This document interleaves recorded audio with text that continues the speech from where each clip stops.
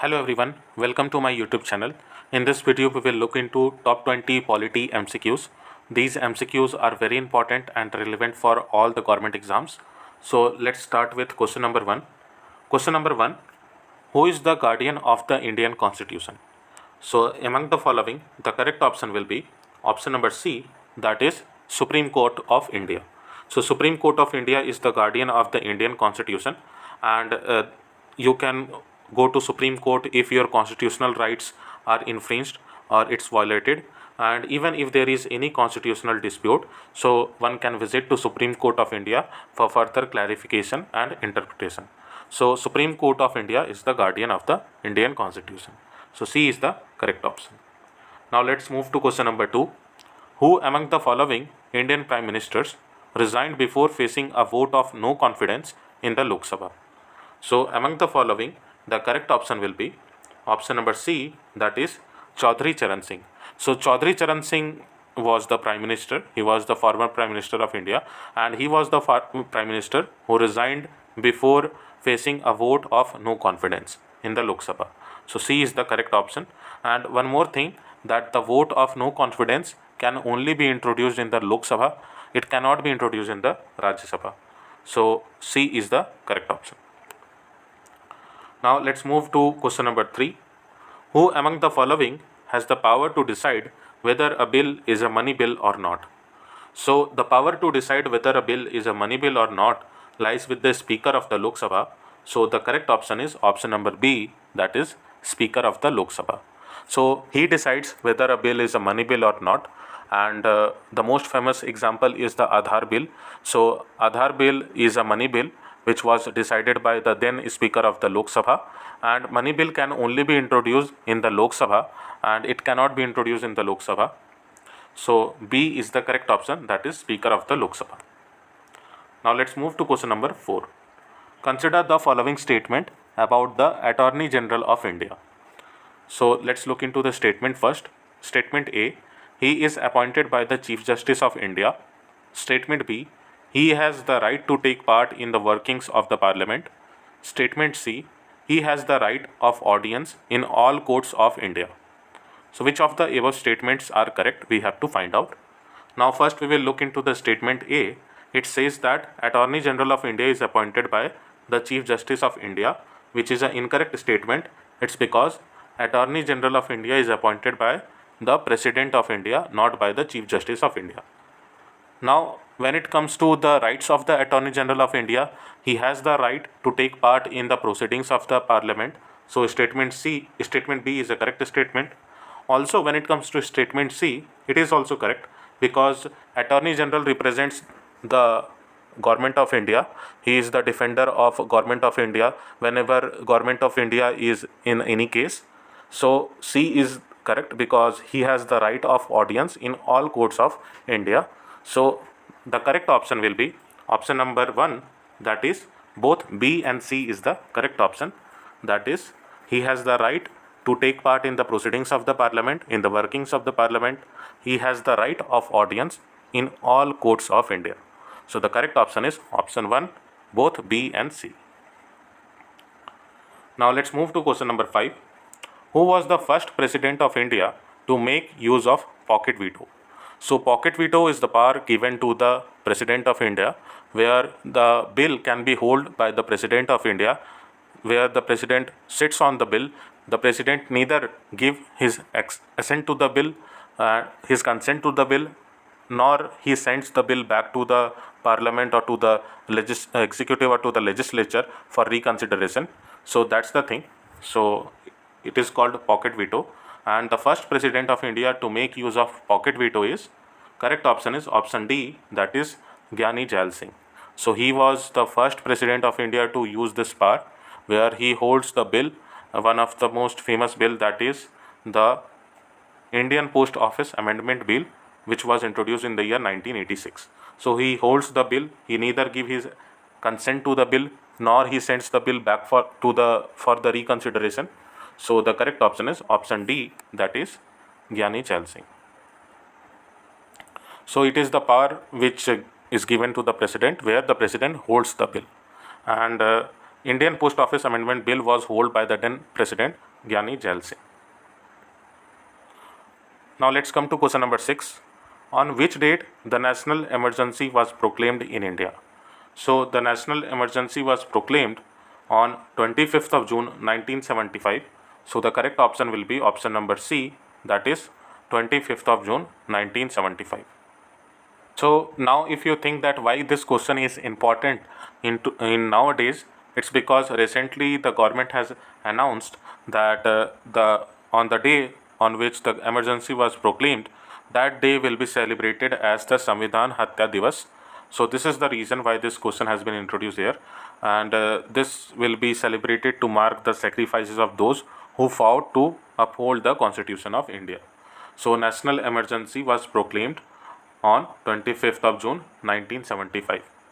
So I'll just request to you viewers to please mention in the comment box that under which article of the Indian Constitution national emergency can be proclaimed. So please mention it in the comment box. So C is the correct option. Now let's move to question number 7.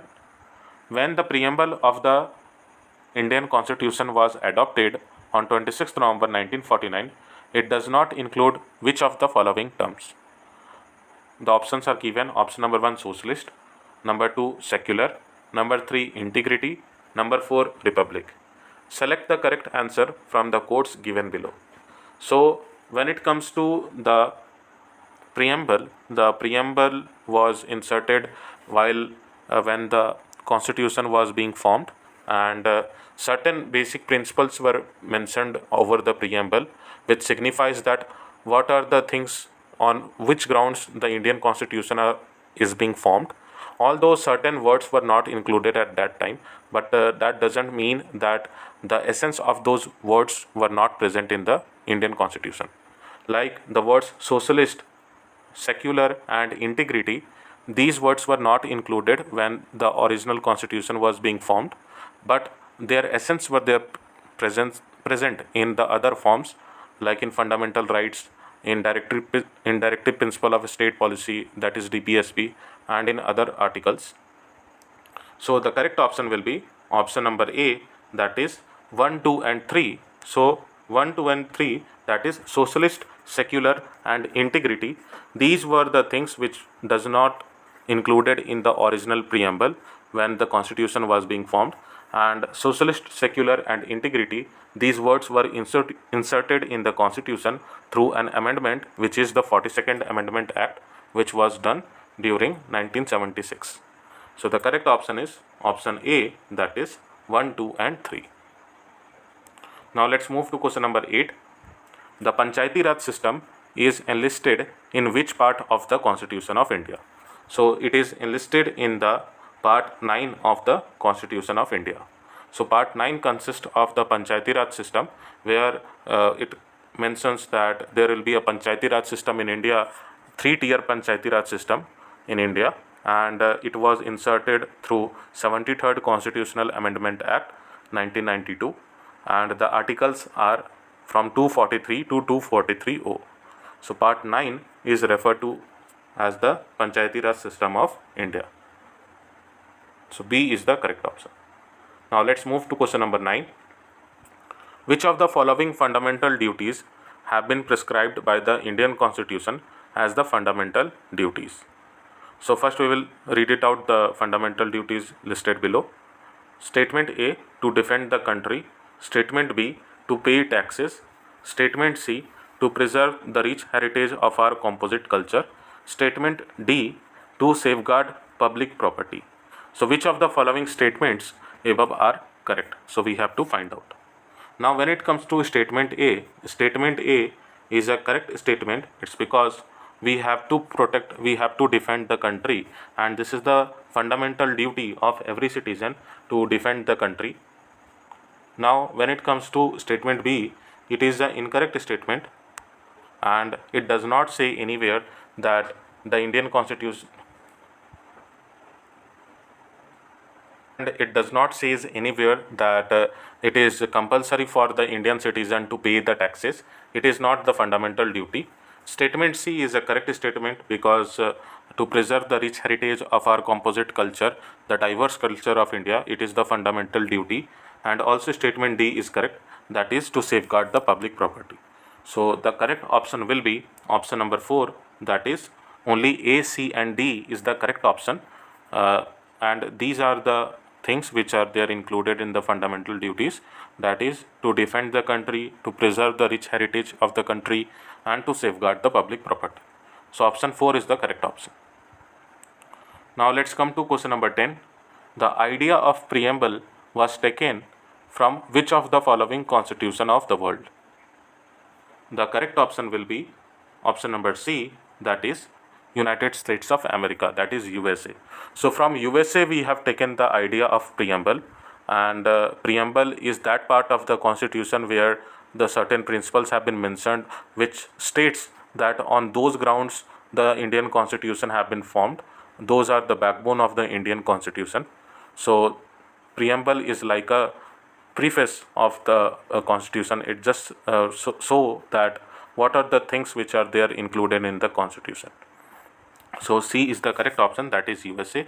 Preamble was amended in the year 1976 through 42nd Amendment Act, where 3 words, that is socialist, secular and integrity, these 3 words were included in that amendment. So C is the correct option, that is USA. Now let's come to question number 11. Which of the following statement is or are not correct for the 9th schedule of the Constitution? First we will look into the statement.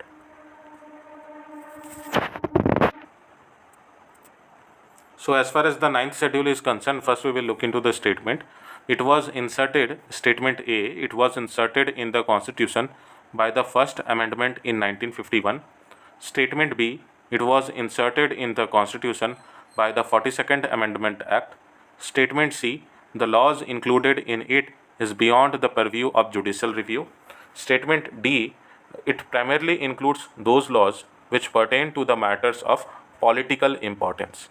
So we have to find out which of the following statement is not correct regarding the 9th schedule of the Constitution.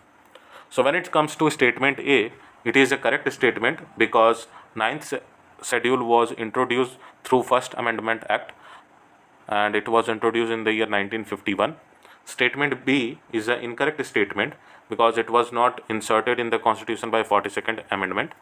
Also, the laws included in it is beyond the purview of judicial review. So C is also correct because there are certain laws which are beyond the purview of judicial review. And statement D, it primarily includes those laws which pertain to the matters of political importance. It is an incorrect statement. So the correct option will be option number 2, that is both B and D is the correct statement, because here it is asked that which of the following statement is not correct. So B and D is not correct. So the correct option is A and C. Statement is A and C, and the correct option is option 2. Now let's move to question number 12. The term district judge is mentioned in which of the following article of the Constitution? So the term district judge is mentioned in Article 233 of the Indian Constitution. So Article 233 says that there will be a district judge which will be appointed by the governor of the state in consultation with the concerned state high court, and the governor will be responsible for the appointment, posting and promotion of the district judge. So Article 233 of the Constitution mentions about the appointment, promotion and other activities of the district judge. So D is the correct option, that is Article 233. Now let's move to question number 13. Now question number 13. Public interest litigation, that is PIL, in India can be linked with. So PIL is a tool through which we can raise a matter against the Supreme Court or against the in front of the High Court or in front of the Supreme Court, which is related to any public importance, and the concerned court will be hearing that matter. So PIL in India is a type of judicial activism where the judiciary, they themselves, without registering any court, one can file a PIL in front of a High Court or a Supreme Court, and the court will listen to the matter which is of the public importance. So B is the correct option, that is judicial activism. So the concept of this PIL was borrowed from USA and it was introduced in India by Justice Krishna Iyer in year 1976 in Mumbai Kamgar Sabha versus Abdul Thai case, and this was the case. And the first report case of PIL was made in Husainira Khatun versus State of Bihar 1979 case. So PIL is a type of judicial activism. So B is the correct option. Now let's come to question number 14. Which of the following is headed by the Prime Minister of India? So we will look into it. Statement A, it is Nuclear Command Authority. It is a correct one because it is headed by the Prime Minister of India. Number B, that is Niti Aayog. So the chairman of Niti Aayog is the Prime Minister. He himself chairs the Niti Aayog. So he is the head of Niti Aayog, which is a think tank of Government of India. And number C, that is Cabinet Committee on Security. So Cabinet Committee on Security is headed by, the correct option is option number C. So the Prime Minister also had the Cabinet Committee on Security. And the Ministry of Personnel, Public Grievances and Pension, this is also headed by the Prime Minister of India. So all the above is being headed by the Prime Minister of India. So the correct option will be option number 4, that is all of the above. So all of the above is the correct statement. Now let's move to question number 15.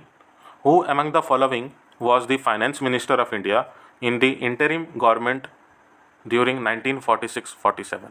So before the independence, there was an interim government formed where the people from both India and there was undivided India at that time, and an interim government was formed during that time where different ministries and departments were formed. So the Finance Minister of India in the interim government was, the correct option is option C, that is Liaquat Ali Khan. So he was the Prime Minister. So he was the Prime Minister of Pakistan after the Pakistan came into force. He was the first Prime Minister of Pakistan, and before that he was the Finance Minister of India in the interim government, which was in 1946-47. So C is the correct option, that is Liaquat Ali Khan. Now let's come to question number 16. The tenure of the chairman of National Human Rights Commission is, so the correct option is option A, that is 3 years.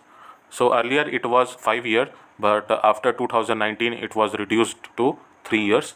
So the chairman of National Human Rights Commission tenure is 3 years or 70 years of age. So they can be in the office for up to 3 years or up to 70 years of age, whichever will be earlier.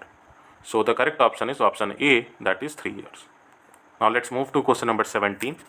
0 hour in political jargon refers to, so 0 hour in political jargon refers to, the correct option is option B, that is question hour.